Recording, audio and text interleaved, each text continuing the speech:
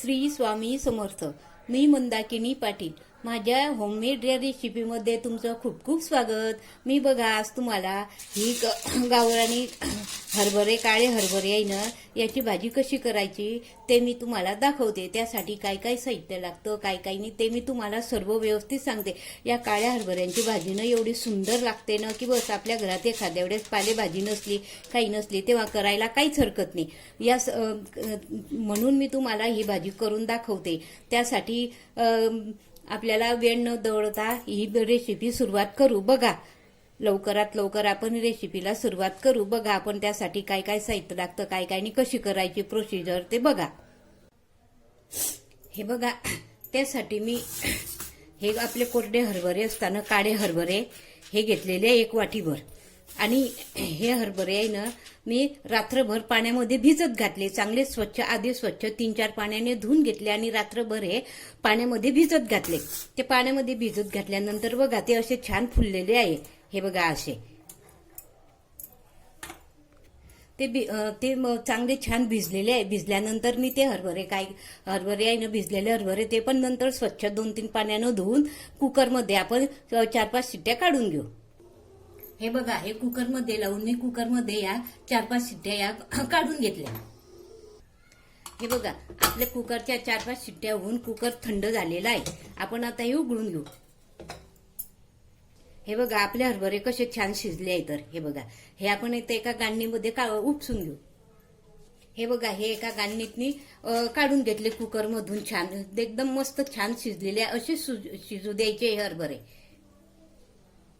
हे बघा, हरभरे शिजल्यानंतर त्यातले थोडे हरभरे काढून घ्यायचे आणि ते असे चमच्याने म्हणा कशाने असे थोडे मॅश करायचे.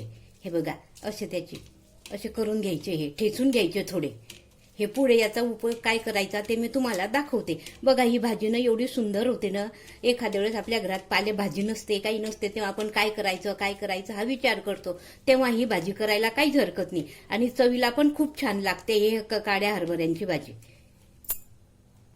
हे बघा, असं हे कुच करून एका बाजूला एका वाटीत काढून ठेवायचे, बारीक करायचे. हे बघा, त्या भाजीसाठी ना आपण आधी वाटण करून घेऊ. हे बघा, आम्ही काय केलेलं आहे, हे थोडंसं एवढ्या इंचाचं हे जवळजवळ 15 ते 20 एवढ्या खापाचे हे खोबरं, कच्चं खोबरं घेतलेलं आहे. हे चिरून घेतलेलं आहे. हे पोहे खायचे 2 चमचे धणे घेतलेले आहे. अर्धा चमचा जिरं घेतलेलं आहे. हे थोडी कढीपत्त्याचे 5-6 पानं घेतलेली आहे आणि 1 हिरवी मिरची घेतलेली आहे आणि ह्या 5-6 लसणाच्या खापा आणि 1/4 इंच हे आल्याचं तुकडं घेतलेलं आहे. हे आपण असं जाडसरनं ठेचून घेऊ. हे बघा, असं या दगडी खलबत्ता आहे माझ्याकडे. दगडी खलबत्त्यामध्ये आपण हे आधी असं ठेचून घेऊ. मिक्सरमधून काढल्याचा आणि या ठेचल्याच्या चवीमध्ये खूप फरक पडतो, म्हणून हे आधी ओबडधोबड ठेचून घ्यायचं. आधी धने, खोबरं आणि जिरं ठेचून घ्यायचं, बारीक ठेचून घ्यायचं. असं जाडसर ठेचून घेतलं. त्यामध्ये मग नंतर हे आलं, लसूण आणि हिरवी मिरची आणि ते कढीपत्त्याचे पानं हे ठेचून घेऊ आपण. हे पण असं जाडसरच ठेचायचं. असं आतभात ठेचल्यानंतर यामध्ये कोथिंबीर घालायची. हे कोथिंबीर पण यामध्ये अशी बारीक ठेचायची, थोडी कोथिंबीर घालायची. हे बघा, असं हे जाडसर ओबडधोबड ठेचून घ्यायचं. हे बघा, हे मिक्सरमधून पण काढता येतं किंवा काढायला काही हरकत नाही, पण मिक्सरमधून आपण जे काढतो ना त्याची चव आणि हे हे असं खलबत्त्यामध्ये ठेचलेली याची चव खूप छान लागते. चवीला हे खूप छान लागतं, म्हणून असं हे ओबडधोबड ठेचून घ्यायचं. हे बघा, मी गॅस पेटवला आणि गॅसवर कढई ठेवली. या कढईमध्ये आपण 3 पड्या तेल घालू. मी तेल थोडं जरा जास्तच घातलेलं आहे. आता आपण तेल चांगलं कडकडीत तापू देऊ. आपलं तेल चांगलं तापून झालेलं आहे. मग त्यामध्ये बघा मोहरी घालायची, जिरं घालायचं आणि खडे मसाले घालायचे. तमालपत्र घालायचं, तेजपान घालायचं, दालचिनीचा तुकडा, 2 लवंगा, 2 मिरे, 1 वेलदोडा, हे खडे मसाले घालायचे. त्यानंतर हा बारीक चिरलेला कांदा घालायचा.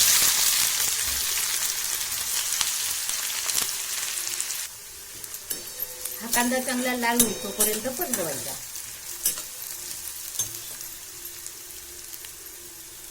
या कांद्यात चिमूटभर हिंग घालायचं. मी हिंग आधी कधीच तेलात टाकत नाही, कारण तो जळून जातो आणि मिठाची टेस्ट पण लागत नाही, म्हणून नंतर घालते. म्हणून तो नंतर घालायचा असा हिंग. आणि हे कांदा असा खालून वर चांगला हलवायचा. गॅसची फ्लेम मंद हिच्यावर ठेवायची. जास्त मोठा नाही करायचा गॅस आणि जास्त बारीक पण करायचा नाही. मंद हिच्यावर परतू द्यायचा हा कांदा. कच्चा कांदा, कच्चा टमाटर, कच्चं खोबरं याची भाजी आहे ना, ही खूप छान लागते. कलसायला थोडा वेळ लागतो, पण भाजी खूप छान लागते. भाजली आपण भाजतो ना, कांदा भाजून खोबरं भाजून जी भाजी करतो त्याच्याने ऍसिडिटी होते. आणि कच्चं जर केलं ना तर कच्च्या याच्याने ऍसिडिटी होत नाही. म्हणून बहुतेक कच्चं करायचं. ठराविक भाज्यांना भाजून घ्यायचं. हे बघा, आपला कांदा हा चांगला असा परतून झालेला आहे. त्यामध्ये आपण हे वाटण केलेलं आहे ना, ठेचून खोबरं, लसूण, आलं, एक मिरची, ते हे हिच्यात घालून द्यायचं असं. आणि हे चांगलं हिच्यात परतू द्यायचं.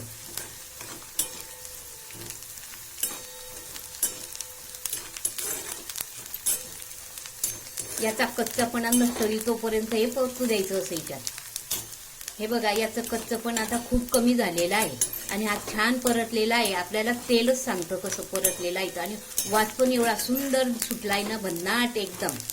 आता या स्टेपला आल्यानंतर याच्यामध्ये आपण कापलेले बारीक चिरलेले टमाटे घालायचे.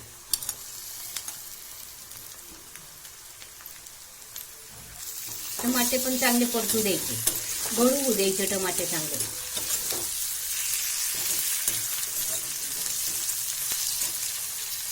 टमाटे आणि कांदा लवकर परतण्यासाठी यामध्ये मीठ टाकायचं. भाजीचं अर्ध मीठ टाकायचं. याच्यानं काय होतं, टमाटे पटकन गळून होऊन जातात आणि पटकन करपले कडसवले जातात. झाकण ठेवून द्यायचं.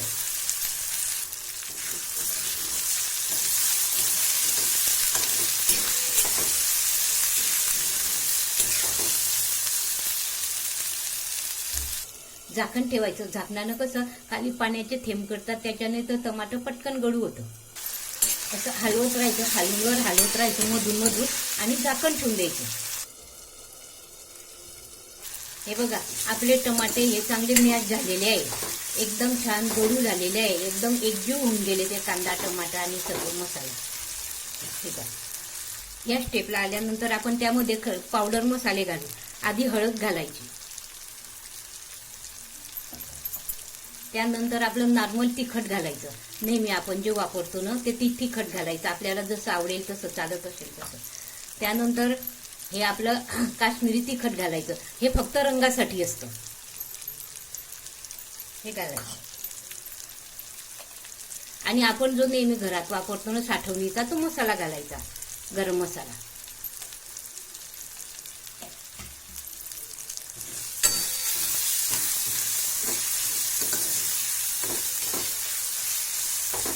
आणि मस्त तेल सुटे तोपर्यंत छान वाफू द्यायचं.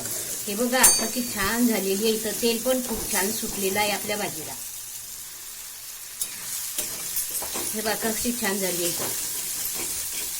वास एवढा सुंदर आणि जबरदस्त भन्नाट सुटलाय ना की बस. कलर पण खूप छान आलेला आहे.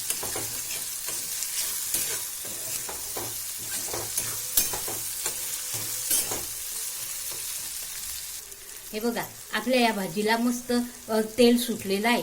तर मस्त छान एकदम. या स्टेपला आल्यानंतर हे बघा, आपण जे हरभरे बारीक केलेले होते ना, ठेचून घेतलेले होते थोडे, तर रश्श्याला घट्टपणा येण्यासाठी ते यात सोडून द्यायचे असे.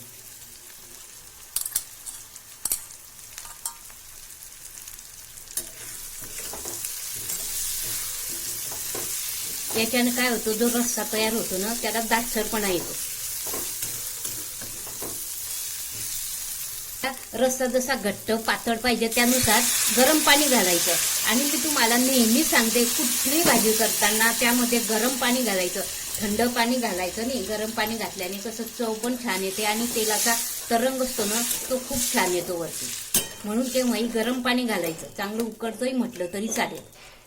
हे बघा, अशी छान आपली घट्टसर भाजी अशी छान झालेली आहे. आपल्याला जसं पाहिजे तसं पाणी टाकायचं. रस्सा घट्ट पातळ तसं पाहून. आणि आता याला चांगल्या 2 उकडे येऊ द्यायच्या. ही भाजी चांगली उकळू द्यायची. हे बघा आपली भाजी छान आता उकळायला लागलेली आहे. हे बघा किती छान उकळते.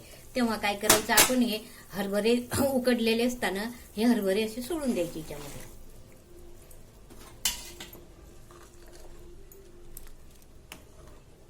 म्हणजे ते हरभरे पण हिच्यामध्ये उकळले जातात आणि चवीला छान लागतात. त्यामध्ये थोडा रस्सा भरला जातो.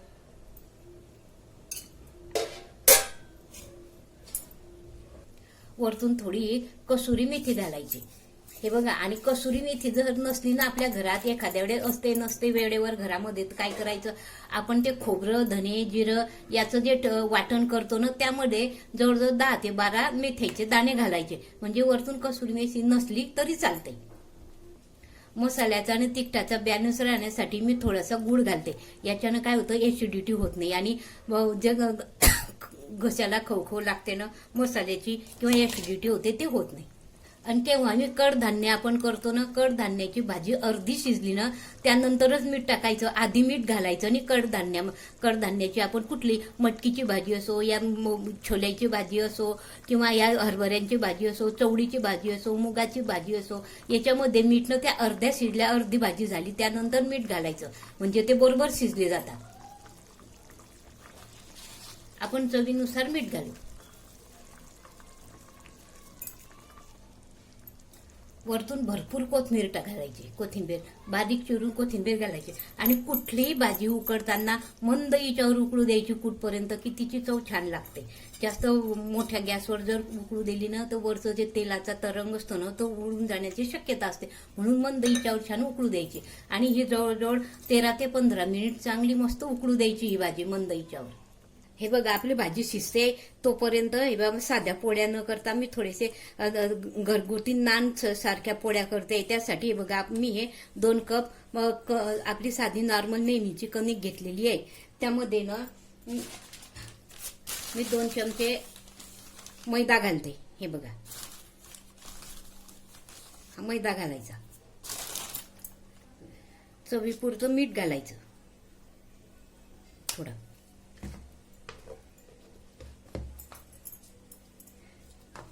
आणि मी यामध्ये ना थोडी 1 चमचा हे आपली साठवलेली साय असते ना ती दुधावरची ही साय घालते.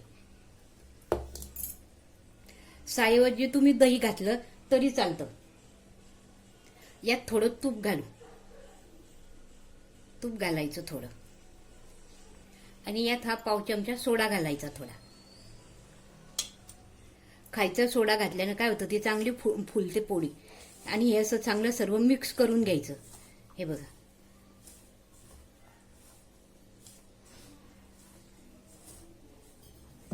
आणि हे बेताचं पाणी टाकत टाकत छान भिजवून घ्यायचे.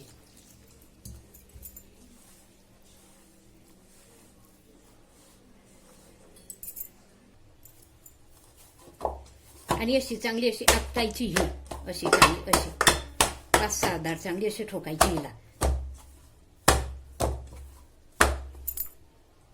आणि ओल्या कपड्याने अशी ही थोडा वेळ झाकून ठेवायची. आपण पोळ्या करू तोपर्यंत ओल्या कपड्याने झाकायची ही अशी छान अशी झाकून ठेवायची. हे बघा आपली अशी ही भाजी ही शिजून छान मस्त तयार झालेली आहे. बघा कसा तरंग आलेला आहे तेलाचा. आणि इतकी छान झाली ना सुंदर एकदम. तुम्ही एकदा ही भाजी घरी एकदम ट्राय करा. या मी ज्या पद्धतीने केली ना त्या पद्धतीने करून बघा तुम्ही ही भाजी. बघा किती छान झाली इथं. आता या भाजी बरोबर साध्या पोळ्या न करता नान करायचे ते मी दाखवते तुम्हाला पुढे. तेलाचं लावून थोडं अशी कणिक छान करून घ्यायची. मूग रगडून घ्यायची अशी छान.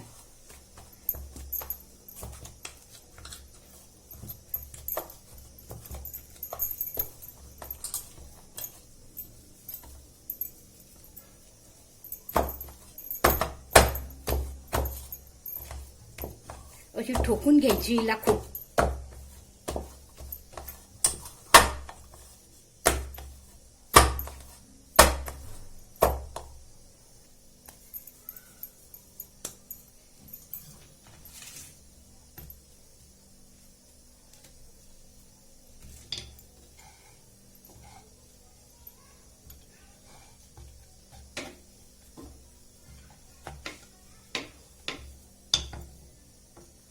यावर तूप घालायचं मध्ये खूप छान. आणि असं पसरवायचं चांगलं. आणि ही अशी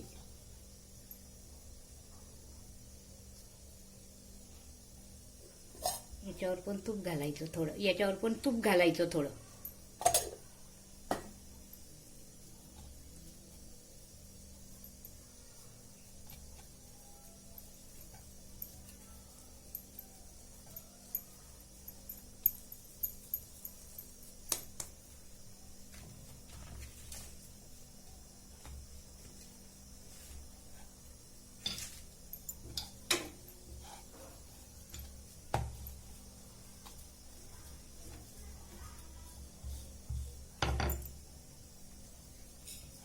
लाटल्यानंतर यावर अशी काळी तीळ घालायची, थोडी कोथिंबीर घालायची चांगली, आणि यावर थोडे तेलाचे तुपाचे थेंब टाकायचे असे, आणि ही अशी घडी करायची.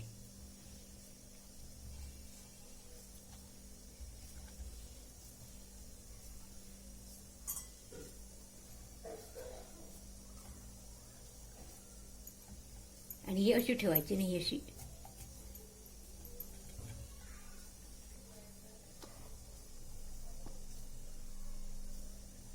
आणि अशी जाडसर लाटायची ही.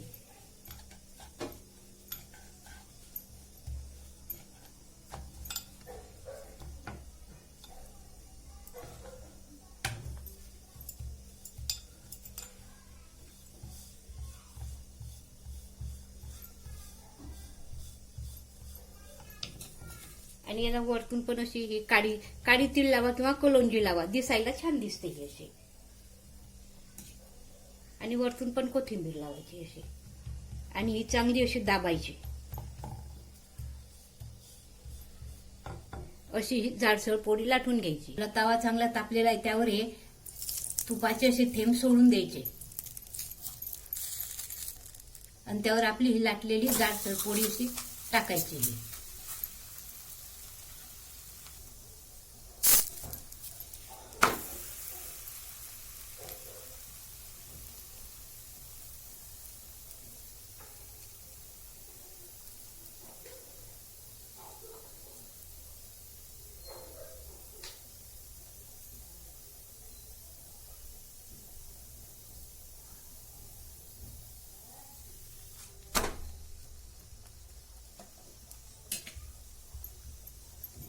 आणि वरतून तेलानं नाही तर तुपानं अशी धार सोडायची छान, आणि छान शेकायची तिला.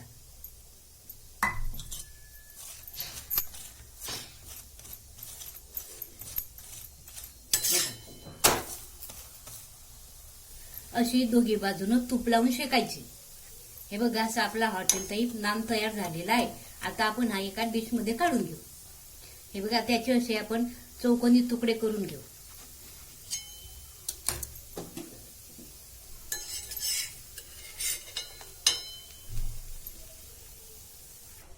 हे बघा, अशी आपली ही भाजी, काळ्या हरभऱ्यांची भाजी आणि नान ही रेसिपी तयार झालेली आहे. तुम्हाला ही रेसिपी आवडल्यास लाईक करा, शेअर करा, सबस्क्राईब. धन्यवाद. आणि माझ्या होममेड या चॅनलला सबस्क्राईब करा आणि कमेंट करा. धन्यवाद.